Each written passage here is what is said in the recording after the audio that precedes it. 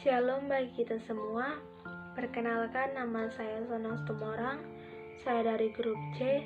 NIM saya 2101094. Saya akan menjelaskan sedikit yang saya ketahui tentang surat Efesus dan Kolose untuk memenuhi tugas mata kuliah saya, yaitu pengetahuan Perjanjian Baru. Surat Paulus kepada jemaat di Efesus adalah salah satu kitab dalam Alkitab Kristen bagian Perjanjian Baru yang ditulis dan dikirim oleh Paulus dari Tarsus kepada jemaat Kristen di Efesus. Surat Efesus ini ditulis oleh Paulus ketika dia sedang berada dalam penjara. Ketika Paulus menuliskan surat kepada jemaat Efesus, tentu saja dia mempunyai tujuan dan ada hal yang menjadi motivasi dia untuk menulis surat tersebut. Tujuan Paulus menulis surat tersebut kepada jemaat Efesus didukung oleh keadaan masyarakat Efesus. Pada saat itu, keadaan masyarakat Efesus adalah masih melakukan penyembahan terhadap dewa Yunani. Dewa yang mereka sembah pada saat itu adalah, mereka menyebutnya adalah Dewi Artemis. Mereka memahami dan dengan mempercayai bahwa dewa Artemis ini adalah dewa kesuburan. Selain itu, mereka melakukan penyembahan dan tunduk kepada kaisar. Melihat keadaan ini, tergerak hati Paulus untuk mengirimkan suratnya kepada jemaat di Efesus. Surat ini berisikan nasihat, perintah, dan himbauan untuk hidup dalam Kristus. Dalam surat ini, penulisnya menekankan rencana Tuhan agar seluruh alam, baik di surga maupun di bumi, menjadi satu dengan Kristus sebagai kepala. Surat ini merupakan juga seruan kepada Tuhan supaya mereka menghayati makna rencana agung dari Tuhan untuk mempersatukan seluruh umat manusia melalui Yesus Kristus. Dalam hubungan bagian pertama surat Efesus ini, yaitu penyatuan itu terjadi. Untuk menjelaskan hal itu, ia menceritakan bagaimana Tuhan telah memilih umatnya, bagaimana Tuhan melalui Yesus Kristus, anaknya, mengampuni dan membebaskan umatnya dari dosa, dan bagaimana janji Tuhan itu dijamin oleh Roh Kudus. Di dalam bagian yang kedua, disuruhkan kepada para pembaca supaya mereka hidup rukun dalam kesatuan mereka sebagai umat yang percaya kepada Yesus Kristus dapat terlaksana. Untuk menunjukkan bahwa Tuhan sudah menjadi satu, karena bersatu dengan Kristus adalah jemaat seperti tubuh dengan Kristus sebagai kepalanya, atau seperti sebuah bangunan yang batu, sendinya ialah Kristus, atau seperti seorang istri dengan Kristus sebagai suaminya. Penulis sangat terharu ketika mengingat akan rahmat Tuhan melalui Kristus, sehingga ungkapan-ungkapan yang dipakai dalam suratnya menunjukkan bahwa hatinya makin meluap dengan perasaan syukur dan pujian karena Tuhan.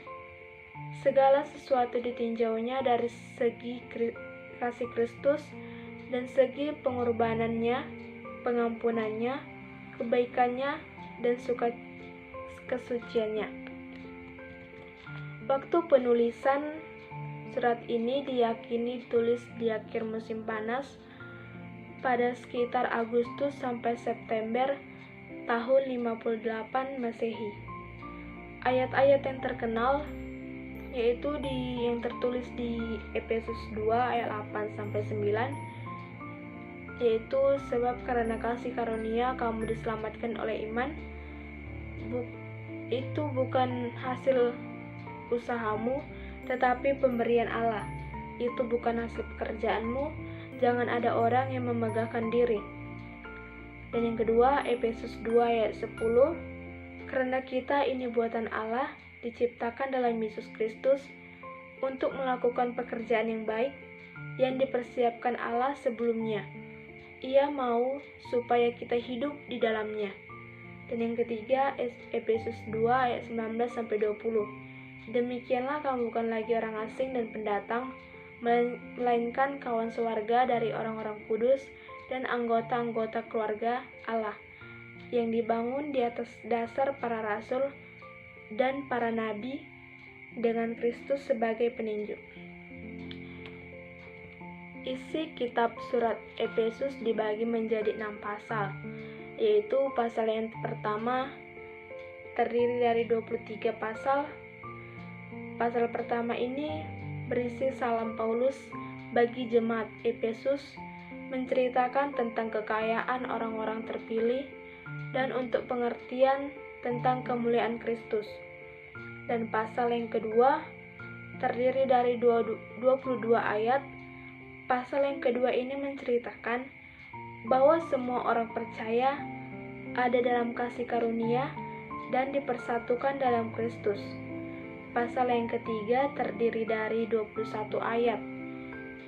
Pasal yang ketiga ini berisikan tentang rahasia panggilan orang-orang bukan Yahudi dan doa Paulus bagi jemaat Efesus. Dan pasal yang keempat terdiri dari 32 ayat. Pasal ini berisikan tentang kesatuan jemaat dan karunia yang berbeda-beda dan maksud dari manusia yang baru. Pasal yang kelima terdiri dari 33 ayat, berisikan tentang perilaku hidup sebagai anak-anak terang dan kasih Kristus adalah hidup suami istri. Pasal yang keenam terdiri dari 24 ayat, berisikan tentang ketaatan dan kasih terhadap orang menjadi Tuhan kita di dunia, sebagaimana kita taat mengasihi Kristus serta perlengkapan rohani. Pada akhir pasal ini, Paulus menutupnya dengan salap kepada jemaat Efesus, yaitu kasih karunia menyertai semua orang yang mengasihi Tuhan kita Yesus Kristus dengan kasih yang tidak binasa. Pendirian gereja di Efesus. Kedatangan Paulus yang pertama dan tergesa-gesa dalam periode ketiga ke Efesus dicatat pada Kisah Para Rasul 18 ayat 19-20. Pekerjaan yang dimulainya kemudian diteruskan oleh Apollos bersama Aquila.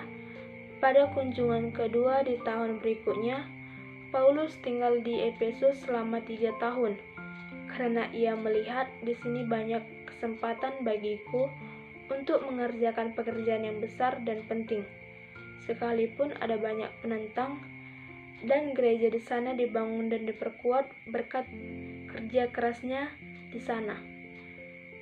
Dari Efesus, Injil penyebar keluar daerah hampir seluruh Asia Kecil. Firman Allah bertumbuh dan berkuasa dengan kuat, sekalipun ia mengalami banyak tantangan dan penganiayaan. Pada perjalanan terakhirnya ke Yerusalem, kapal Rasul Paulus berlabuh di Matius, maka ia mengutus orang memanggilnya para penatua jemaat di Efesus untuk datang menemuinya, dan ia memberikan wajangan pengutusan perpisahannya karena tidak berharap dapat melihat mereka lagi.